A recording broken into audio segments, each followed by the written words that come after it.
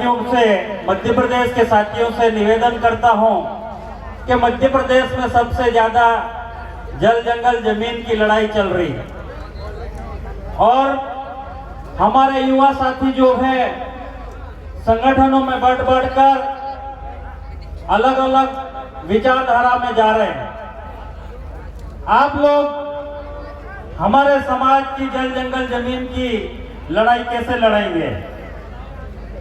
हम संगठित होकर ये लड़ाई लड़ने के लिए मध्य प्रदेश के साथियों से निवेदन करना चाहता हूं कि यहाँ पर प्रदेश अध्यक्ष भी बैठे हैं और हमारे राष्ट्रीय महासचिव भी बैठे हैं और साल भर में हमारी जो विंग बनी है, युवा विंग है, महिला विंग है, वो मुझे ऐसा लगता है कि आदिवासी एकता सांस्कृतिक महासम्मेलन के समय ही दिखे, ऐसा नहीं होना चाहिए।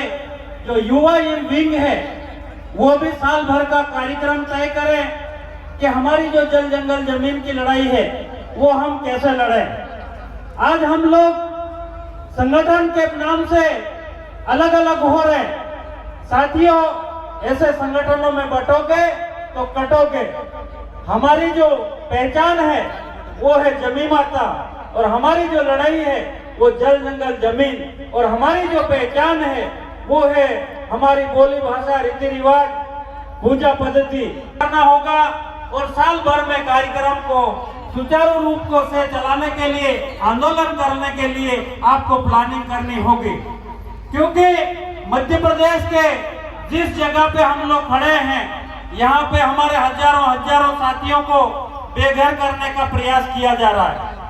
ये बात किसी ने मन से नहीं करी। ये हमारे साथी, हमारे यहाँ के लोग इस बात की, इस संदेश को सुनना चाहते हैं कि आप जब हमारा इस धरती से हमें इस गांव से खदेड़ा जाएंगे तो आप हमारे लिए क्या आंदोलन करेंगे, क्या प्लानिंग करेंगे, क्या ऐसे ही हमारे इन समाज के लिए खड़े रहोगे? तो इसी आशा के साथ में मैं आपसे निवेदन करना चाहता हूं कि जहां भी जल जंगल जमीन या आदिवासियों को उजाड़ने का प्रयास किया जा रहा है वहां पे हम लोग इकट्ठे होकर आंदोलन के माध्यम से इस लड़ाई को लड़ें। और जो हमारा संगठन में अलग अलग बनाकर जो बंटने का जो कार्य है वो साथियों सही नहीं लगता है। आदिवासी एकता परिषद की जो विचारधारा है उस विचारधारा को ग्रहण करें और हमारे जल जंगल जमीन और शोषित पीड़ित भाइयों की लड़ाई लड़ें। हम लोग जब ऐसे संगठनों में बटेंगे, ताजा उदाहरण है राजस्थान का, अरावली पर्वत का। वहां पर हमारे राजस्थान के साथी एक होकर उस लड़ाई को लड़ी और उस लड़ाई को लड़कर उन्होंने सफलता प्राप्त करी और अरावली पर्वत को बचाने का पूरा सफलता प्रयास किया।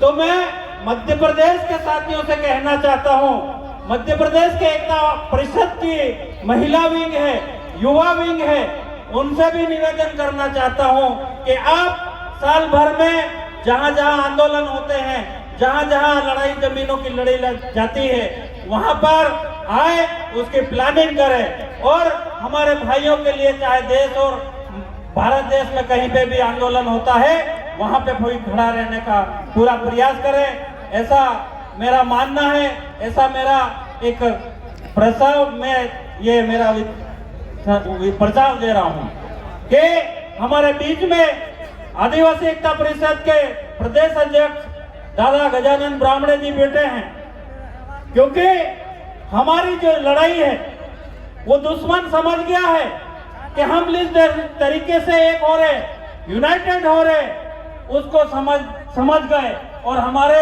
इस समाज में कई तरीके की संगठन पैदा करके हमारे ही समाज को अलग करने के लिए हमारे ही भाई को खड़ा कर दिया।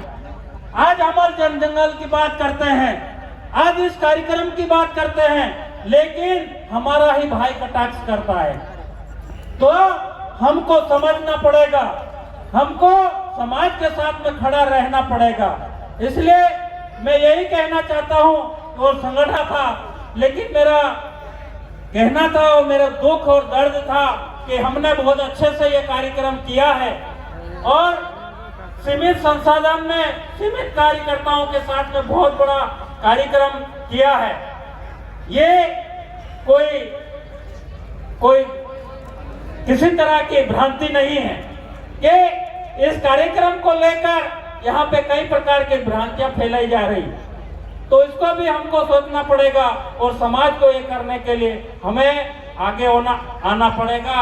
ऐसा ना हो कि फिर हम 34वां आदिवासी सांस्कृतिक महासम्मेलन आए और फिर हम बहुत सारा बोलना चाहता हूं, लेकिन मन की आवश्यकता पड़ेगी, मेरी जान की आवश्यकता पड़ेगी, गोली खाने की आवश्यकता पड़ेगी, तो मैं सबसे पहले मैं वहीं खड़ा रहूंगा। तो मैं इन्हीं शब्दों के साथ में जोहार, जिंदाबाद, जय आदिवासी।